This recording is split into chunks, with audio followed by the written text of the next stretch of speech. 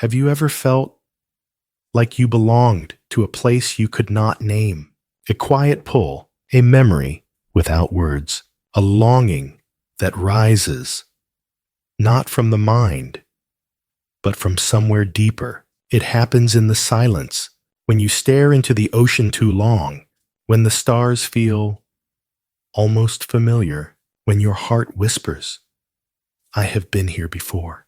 This is not a fantasy. It is not a theory to debate or a belief to adopt. It is something older, something remembered, a truth that lives not in the books we read, but in the spaces between our breaths. Today, I will not tell you what to believe. I will not ask you to agree. Instead, I will walk with you through a story, a memory, a frequency, one that has been waiting for the moment you were ready to feel it again. Long before Atlantis, before history carved its timelines, there was a land not ruled by kings, but held in harmony, in feeling, in light. They called it Lemuria. Some say it sank beneath the waves. Others say it never left, that it lives on, in the heart, in the soul, in you. If you have ever felt different, if you have ever searched for a kind of peace this world forgot, then you are not alone. This is not just a story about a lost civilization. It is a story about remembering who you were and who you still are. So breathe, slow down, and let the remembering begin. It started with a feeling I couldn't explain. I wasn't looking for Lemuria. I didn't even know the name.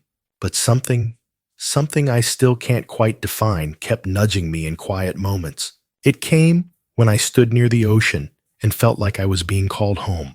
Even though I had never lived near the sea, it came in dreams, where the land shimmered with a light I had never seen before, but somehow remembered. And it came in silence, those in-between moments when I wasn't distracted by the noise of the world. There was a frequency beneath the surface of things, and it was trying to reach me. At first, I thought it was just imagination, or maybe something left over from a book or documentary I had forgotten. But the feeling kept growing, not louder, just deeper, like a hum beneath the floorboards of my life. It wasn't loud enough to interrupt, but strong enough to make me pause. It asked nothing. It promised nothing. It simply was.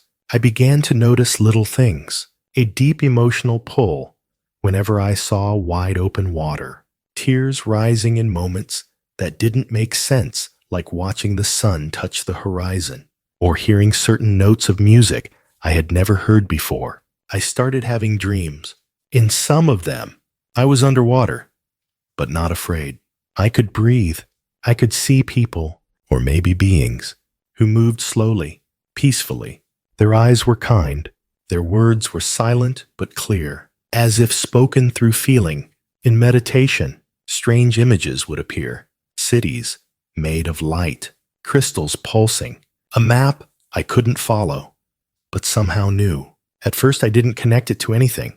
I just thought I was getting emotional, maybe a little too sensitive, but I kept seeing the same patterns over and over. Oceans, stars, light, healing, the same frequency. Then, one day, someone said a word I hadn't heard before, Lemuria, and something in me stopped. As if a string inside had been touched. I started reading, researching, but no book explained the feeling. The facts were interesting, sure. Theories about a lost continent, a spiritual civilization, timelines that existed before Atlantis. But none of that matched the vibration I felt inside, because Lemuria wasn't an idea to me. It was a memory, or maybe not even a memory, more like a recognition. Like when you walk into a place you've never been, but your body relaxes like it's home. Like when someone you just met feels like someone you've known forever. It wasn't about logic. It was about resonance. The more I opened myself to this inner remembering, the more the world around me began to shift. I felt more connected to nature. Trees felt like old friends. I began to hear subtle messages, not voices, but impressions in wind, in water, in silence. I started learning about energy healing, And the more I practiced, the more I realized it wasn't something new I was learning. It was something I had known before, something I was remembering. I began to live slower, not because I had to, but because my soul asked for it. I started trusting my intuition more than my checklist. And in doing so, I found something surprising: peace. Not the kind that comes from having everything figured out, but the kind that comes from not needing to. And then came the shift. It wasn't one moment, but many. I noticed that certain things I used to chase approval, control, certainty started to lose their grip. The version of myself that used to overthink, overwork, overprove began to dissolve, and in its place, a quieter self stepped forward, one that listened more than spoke, one that trusted the invisible, one that knew that love is not something to earn, but something to become. Lemuria, for me, was not a place on a map. It was a turning point, a mirror. It showed me who I was when I stopped trying to be anything at all. And maybe that's the real reason Lemuria resonates with so many of us today. Because in a world full of noise and distractions, we are slowly remembering a different rhythm, one that beats in the bones, one that cannot be downloaded, explained, or measured. It is a frequency, a gentle remembering, a call home. You might have felt it too. In the way your body softens around water, in the dreams you don't tell anyone about, in the way you feel everything, even when others tell you not to. And if part of you has always felt a little out of place in this world, maybe you're not lost. Maybe you're just remembering. The lesson Lemuria offers is not in answers. It is in presence that when we slow down, we begin to hear. When we feel deeply, we begin to know. And when we return to ourselves, we return to something ancient, something sacred, something still alive. And that brings us to the next chapter in this journey, because Lemuria was more than a frequency. It was also a choice to live in a different way, to connect, to heal, to lead with love. In the next section, we will explore the crossroads between Lemuria and another great civilization, Atlantis, and how their choices shaped the soul of the earth. But for now, just pause, breathe, and listen. That quiet resonance you feel might be the first sign that your remembering has already begun. It happened during a meditation. Nothing too dramatic, just a quiet moment. Eyes closed, breath steady. And then, like a scene unfolding behind my eyelids, I saw two lands. One felt like water, the other like stone. One moved like a gentle wave. The other stood sharp like crystal towers. At first, I thought I was imagining things, but the longer I sat with it, the more I felt their difference, not just in form, but in frequency. And then a quiet question arose from within. What happens when two paths of evolution diverge? I didn't go looking for the answer. It came slowly, in books, in dreams, in conversations with people I barely knew. Lemuria, Atlantis, two names that had drifted past my awareness before. But now, they pulled me in like gravity, not as places on a map, but as mirrors. One reflected the part of me that longed for stillness, softness, feeling. The other mirrored the part that craved knowledge, achievement, structure. I began to see them not as opposites, but as archetypes, two ways of becoming. Lemuria, they said, was the path of the heart, the feminine current, a civilization woven into the land, flowing with the tides, listening to the whispers of stars and stone. The Lemurians lived slowly. Intuitively, they spoke in light, not language. They healed with intention, not medicine. They built with energy, not tools. I recognized that energy, not from history, but from within. The days I sat in stillness and tears came for no reason. The moments I felt truth, not through thought, but through resonance. Atlantis, on the other hand, walked the path of the mind, the masculine spark. They built upwards toward the stars. Their structures were sharp, their minds brilliant, They studied frequency, harnessed energy, shaped the physical world with remarkable precision. There was a part of me that admired that. The part that loved clarity, systems, understanding. But as I sat deeper with these two energies, I began to feel the tension, not just between two civilizations, but within myself, because I had always tried to live in my head, to analyze, to calculate, to solve, and yet, what brought me peace was never logic. It was presence. It was breath. It was the unspoken knowing that came without effort. I started to see Lemuria and Atlantis as more than civilizations. They were choices, ways of being. One said, feel more, trust deeper, let go of control. The other said, understand more, build stronger, conquer uncertainty. Neither was wrong. But when one dominated the other, something cracked. That was the story I kept finding, again and again. That Atlantis, in its hunger for mastery, drifted too far from the heart. That Lemuria, in its surrender, could not hold its ground. And that between them, a great fall came. But this isn't about what happened thousands of years ago. It's about now, because that same choice is still alive. In me, in you, every time we choose productivity over peace, success over soul, structure over stillness, we echo Atlantis. And every time we choose love over fear, compassion over competition, feeling over proving, we remember Lemuria. The shift happened for me slowly. I didn't abandon structure. I didn't stop learning. But I stopped worshiping the mind as the only truth. I started asking my heart first. I let silence guide me more than certainty. And that small change changed everything. I began to notice people differently. I listened with more presence. I created with more flow. I trusted the pauses, the mystery, the space between things. That was Lemuria waking up inside me. One day, I met someone who said, we're not here to choose one over the other. We're here to reconcile them, the heart and the mind, the feminine and the masculine, Lemuria and Atlantis, not as rivals, but as two halves of a whole. That moment stayed with me because for the first time, I didn't feel like I had to reject the world to follow my soul. I just had to choose alignment, to walk with both wisdom and wonder. That became my small daily practice. A lesson I still live. Let the mind serve the heart.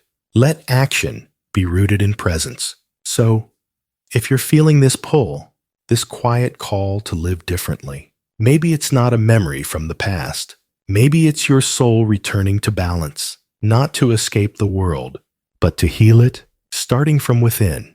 In the next part of this journey, we'll explore something ancient and powerful, the spiritual technologies of Lemuria, not machines, but frequencies, tools made of sound, light, intention. But for now, just breathe. Notice the tension between the heart and the head, and know that even that is sacred. It started with a single question, one that felt too strange to say out loud at first. What if the most powerful technology doesn't need wires or machines? What if it's already inside us, waiting to be remembered, not invented? I used to think of technology as something outside, screens, engines, devices, things made of metal and code, things that move fast, buzz loud, break often. But one day, during a sound healing session, something changed. I was lying there, eyes closed, as the vibrations of the singing bowls filled the room, and suddenly my chest loosened, my breath deepened, tears rolled down, not from sadness, but recognition. It wasn't the sound that moved me. It was the frequency. After that, I couldn't stop wondering, what if ancient civilizations knew this? Not in theory, but in practice. What if they didn't rely on machines because they were the technology?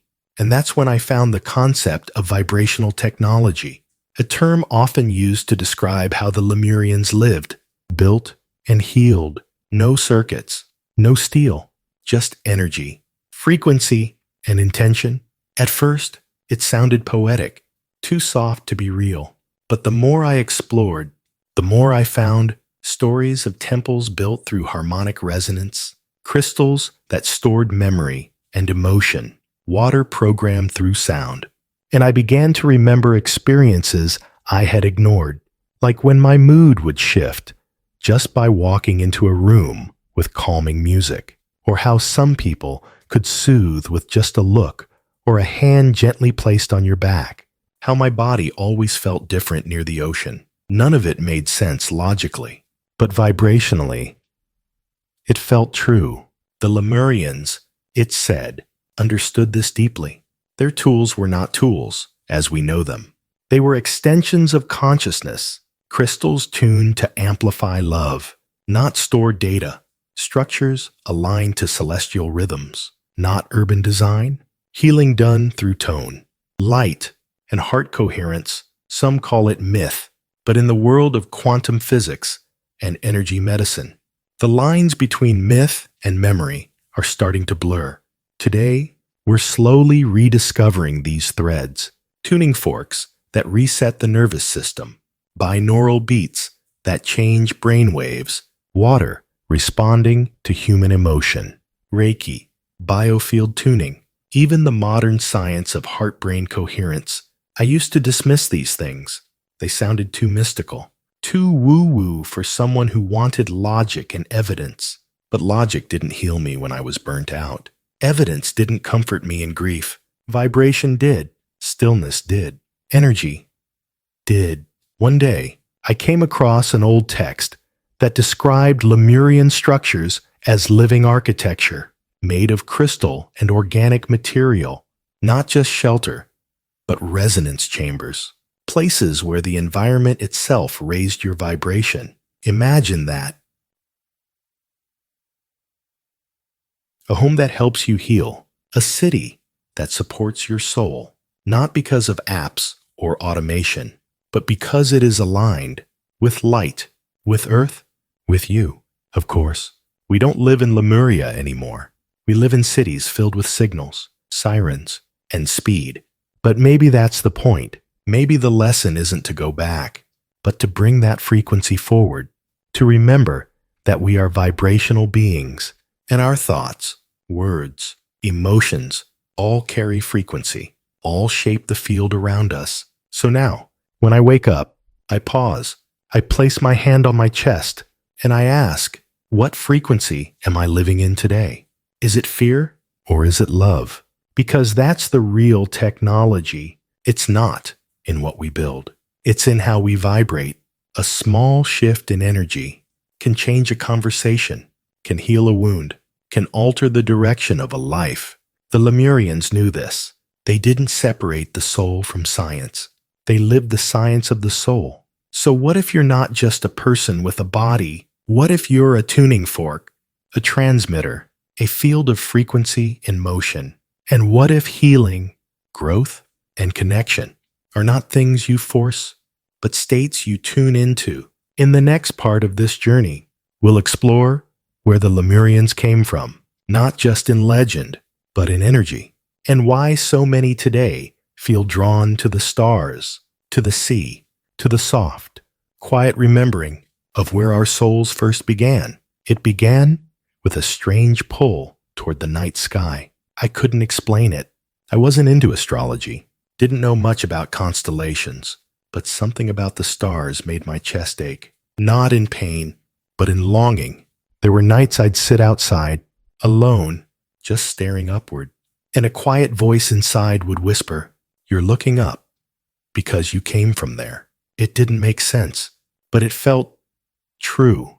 Then the dreams started, not chaotic or symbolic, clear, simple, familiar. I was in a place that didn't look like Earth. Light was different there, softer, but more alive. The beings I met didn't speak, but I understood them perfectly. Their eyes were filled with peace. They radiated warmth. They felt like home. When I woke, the details faded, but the feeling stayed, that I had just come from somewhere real. I didn't know what to call it at the time, until I came across the term Starseed, and suddenly, pieces started falling into place. People who feel out of place in the modern world. deeply empathetic, often overwhelmed by noise, cruelty, or disconnection, drawn to healing, nature, the unseen. They don't fit in because they didn't come to fit in. They came to help shift. In many ancient teachings, Lemurians are believed to be among the first starseeds, beings from high-frequency systems like the Pleiades, Sirius, Andromeda. They didn't come to colonize. They didn't come to conquer. They came to seed light, to bring compassion, wisdom, balance, to anchor peace on a young Earth, still forming its rhythm. They chose Earth, not because it was easy, but because it was beautiful, because here they could experience contrast, growth, the miracle of physical form, while remembering the infinite. These were not superheroes, not gods. They were us, souls like yours and mine, who chose to embody ancient wisdom in human skin. The Lemurians walked gently. They lived in harmony with nature because they remembered they were part of it. They honored the cycles of the moon, listened to the oceans, and felt the subtle hum of life in every tree, stone, and breeze. Their mission wasn't loud. It was vibrational, to keep the grid of love alive, to hold the earth in a higher frequency, to plant sacred codes not in machines, but in memory, in crystal, in water, in DNA. You might be feeling that call now. Maybe you've always felt different, sensitive, like the world moves too fast, too sharp, too loud. Maybe you've struggled to understand why you cry when others don't. Why you know things you were never taught. Why you feel homesick, even when you're home. That's not weakness. It's resonance. You may be remembering your own star origins, because Lemuria wasn't just about the past. It's a vibration. Some souls are beginning to reawaken now. And if you're one of them, a Lemurian soul walking in modern skin, then your mission continues, not to escape, not to preach, but to embody, to bring stillness into chaos, to remind others by how you live, not just what you say, that there is another way to be. The old world may tell you to harden, to compete, to numb, but your soul remembers softness, remembers unity, remembers the stars. And that memory is not a weakness. It is your compass. I used to think I was just too sensitive, that I needed to toughen up to survive. But now I understand that sensitivity is not fragility. It's frequency, and it's here for a reason. The Lemurian mission was never about fixing the world. It was about holding a frequency so that the world could begin to heal itself, one breath, one heart, one remembering at a time. And now, as the earth shifts again, you might be feeling the call more than ever, not to become something new, but to return to something ancient within you. In the next part of this journey, we'll explore how that ancient remembering is being awakened, right here, right now, in sacred sites, in hidden crystals, and most powerfully, in you. It started when I visited Mount Shasta. I wasn't looking for anything mystical. Honestly, I just needed to get away, to breathe. But as I stood there, looking at that snow-covered peak, I felt something shift, not around me, within me. It was like the mountain was alive, watching, remembering, and for the first time in a long time, I felt seen, not by people, but by the earth itself. I didn't have words for it back then, but I do now. It was Lemurian. Lemurian energy isn't something you study in a classroom. You feel it, in waves, in stillness, in the way your breath deepens when you're near something ancient. And today, more than ever, that energy is rising again. People from all over the world are feeling it without always knowing what to call it. A sense of awakening, a remembering, a quiet invitation to return to something deeper.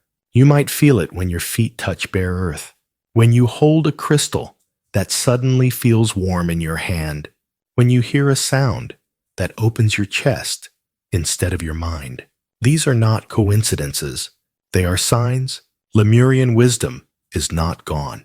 It has simply shifted form. It now lives in frequencies, in sacred places, And most powerfully in us, there are certain places where this energy feels stronger. Mount Shasta in California, the islands of Hawaii, Easter Island, Lake Titicaca, the Andes.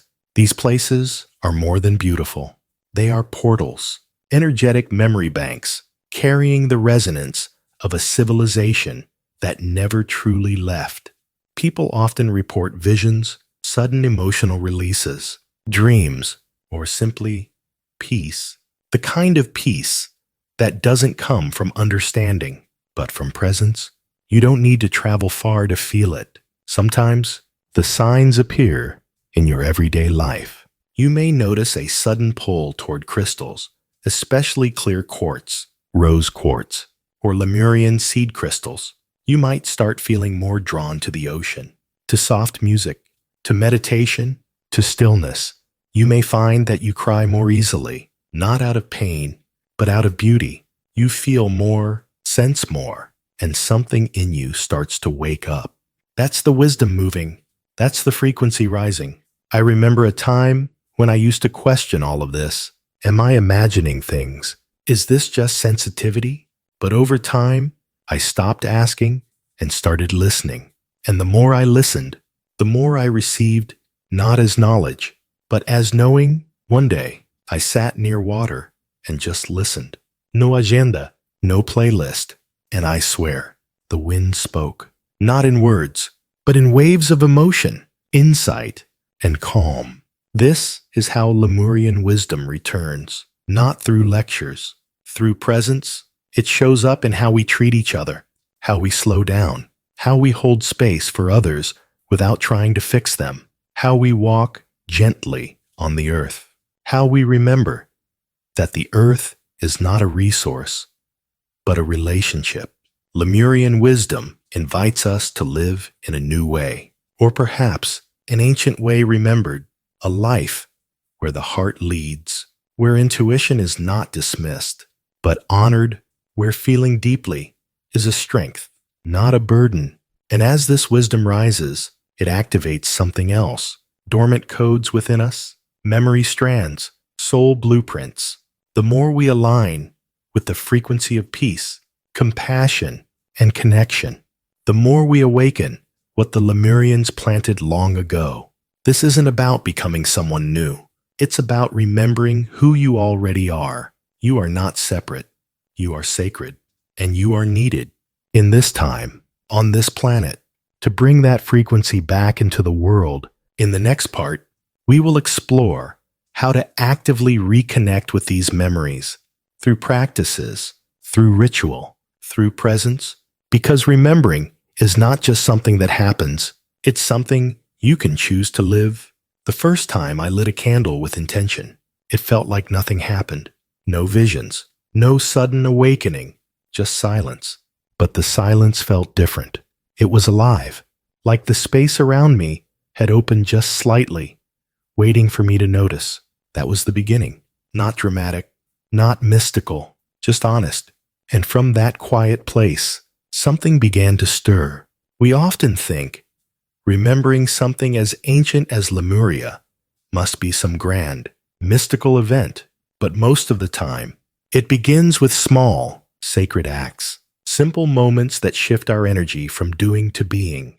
Ritual, in its truest form, is not about performance. It's about alignment, a way to tune ourselves back to the frequency of soul memory. You don't need fancy tools. What you need is presence. Here are some practices I've used and witnessed in others to awaken the Lemurian memory within. Water rituals. Lemurians were deeply connected to water. It wasn't just sacred.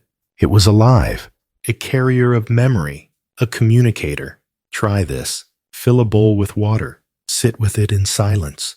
Place your hands on either side and speak to it, not with words, but with feeling. Offer gratitude. Offer peace.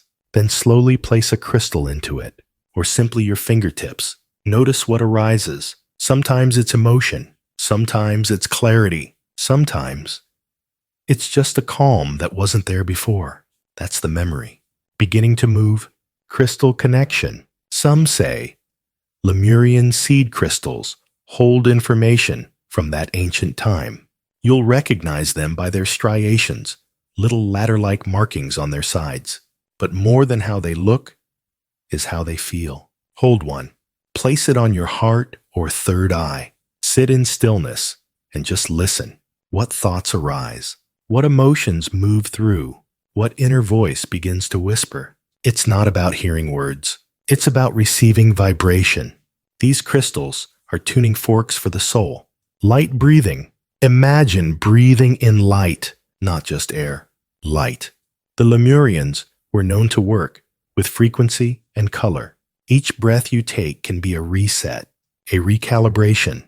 Inhale slowly. Visualize soft golden or blue light entering your body. Exhale any tension, any story that no longer fits. 5 minutes of this in the morning can shift your entire day. Not because you did something, but because you became something clearer. Intention, journaling. Lemurian wisdom teaches us that intention shapes energy. That thought, when aligned with love, becomes creation. Each morning or evening, try writing one question at the top of your page. What part of me is ready to remember? How can I live with more softness today? What would my soul say to me if I listened? Write slowly. Don't filter. Let whatever comes, come. This is less about answers and more about presence. Each page is a doorway. Each word, a small act of returning. Movement in nature. The Lemurians didn't separate spirit from body. They moved in harmony with the land. Walk barefoot. Stand near trees. Breathe near the ocean if you can. Let the earth hold you, not as something to conquer, but something to commune with. Sometimes the most powerful ritual is simply walking without your phone and listening to the wind. These practices are not rules. They are invitations. Each one is a way to quiet the noise of modern life so you can hear the ancient hum beneath it all. You don't need to believe in Lemuria to do them. You only need to be curious, to feel, to open, because what we call Lemurian memory is often just the soul returning to its natural rhythm, gentle, present, connected. I used to think ritual had to be perfect, but the truth is, the most powerful ones are often the quietest. Lighting a candle with intention, placing a crystal on your nightstand, speaking to water like it's listening. Each small act becomes a bridge, not to the past, but to the part of you that never forgot. And maybe you've already started without realizing it. Maybe every time you pause and breathe deeply, every time you choose compassion over control, every time you feel more than you think, that's the ritual. That's the remembering. In the next part of this journey, we'll explore why these ancient energies are rising now, and why the Lemurian path matters more than ever in a world that feels increasingly disconnected. Because remembering is only the first step. Living it, that's where the real awakening begins. There are days when the world feels too heavy, too loud, too fast. You wake up already behind. You check your phone and feel 1,000 voices pulling at your energy. The news, the pressure, the pace, and somewhere in the middle of it all, you lose your center. I know that feeling. I've lived it for years. I thought that was just life, that maybe being overwhelmed was normal, that maybe having a tight chest and a restless mind was just part of being human now. But deep down, something in me whispered, this isn't who you really are. That whisper was the beginning, a soft invitation to slow down, to feel again, to remember the part of me that wasn't built for constant noise, but for quiet connection. That's when the Lemurian path began to make sense, not as a story from the past, but as a way of living that my heart was desperately calling for, because the truth is, we are not broken. We are just disconnected. Disconnected from the earth, from each other, from our own breath. Lemurian wisdom doesn't offer escape. It offers reconnection. In a world obsessed with progress, Lemuria reminds us of presence. In a culture that values doing. It teaches the power of simply being. In a time where we are taught to armor our hearts, it gently invites us to open them. This is why the Lemurian path matters more now than ever, because our systems may be advanced, but our spirits are starving. We have forgotten how to feel safely, how to grieve honestly, how to love without holding back. The Lemurians live through the heart, not in some abstract spiritual way, but in a practical, embodied way. They listened with their full being. They led with intuition. They moved in harmony with all things, not above them. And isn't that what we're longing for now? A life where we're not constantly bracing for the next thing, where we can breathe, soften, trust. I remember one afternoon, sitting alone on my porch, no music, no phone, just the sound of wind moving through the trees.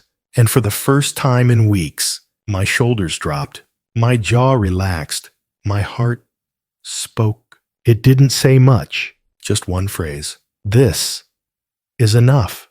And in that stillness, I realized healing doesn't always look like doing. Sometimes it looks like undoing the need to prove, undoing the fear of being soft, undoing the belief that love must be earned.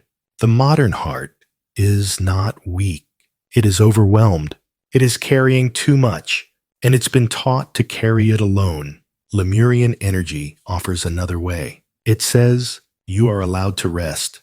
You are allowed to feel. You are allowed to be held by the earth, by community, by something greater. And maybe most importantly, you don't have to wait until you're healed to be worthy of love. This path isn't about being perfect. It's about being real, being present, being willing to come back to the body, to the breath, to the heart, again and again.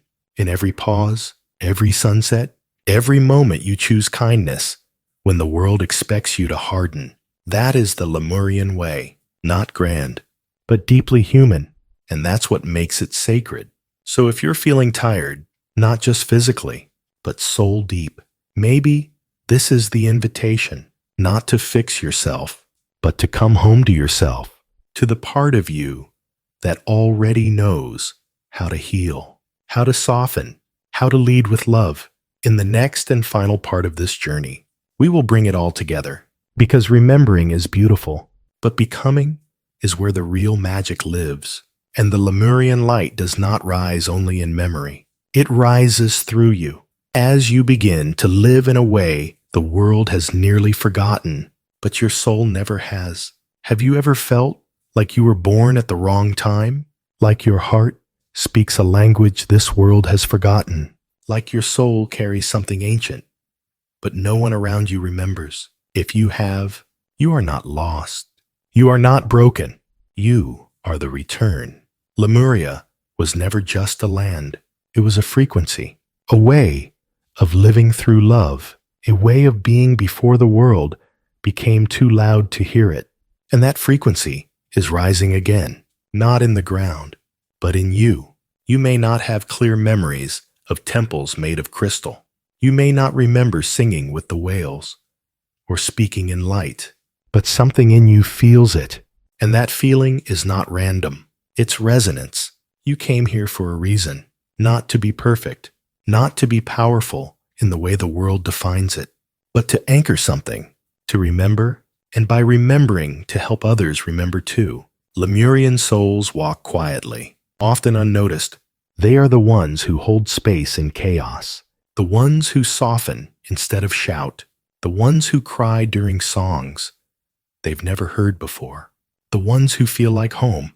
Even to strangers, you may have been told your sensitivity was a flaw, that your deep empathy was too much.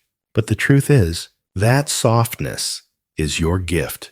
That depth is your wisdom. That remembering is your mission. This world doesn't need more noise. It needs more resonance. It needs those who carry the codes of stillness, grace, and truth, not to teach it with words, but to live it in presence. You are not here to fix the world. You are here to be what the world has forgotten, to walk gently, to listen deeply, to speak with light to create with feeling, to trust what cannot be measured. You are here to hold the frequency of love, even when the world forgets how. And here is the quiet truth. You do not need a title to fulfill your mission. You do not need to be known. You only need to be true. When you choose kindness, when anger is easier, when you pause to feel instead of push, when you follow your heart, even when it leads into mystery, you are living the Lemurian way. You are not becoming a Lemurian soul. You already are one. You always were. And now, the time has come, not for fanfare, but for embodiment. This world is shifting, and you feel it in your bones, in your dreams, in the way the old ways no longer make sense, and the new ones feel like remembering. You are part of something vast, a quiet movement of souls returning to wholeness, not through force, but through frequency. So breathe, feel your feet on the earth. Place a hand on your heart, and remember, you came here to remind this world of what it means to live with light. You are not late. You are not ahead. You are right on time. Because now, more than ever, the earth needs the Lemurian soul awake. And if this story has stirred something inside you, if your chest feels heavy, or warm, or open, then trust that feeling. That is your soul saying, yes, I remember. This is not the end of the journey. This is the beginning of the return, and you are not alone. We walk together now, one heart, one light, one remembering at a time. Thank you for being here. Thank you for remembering.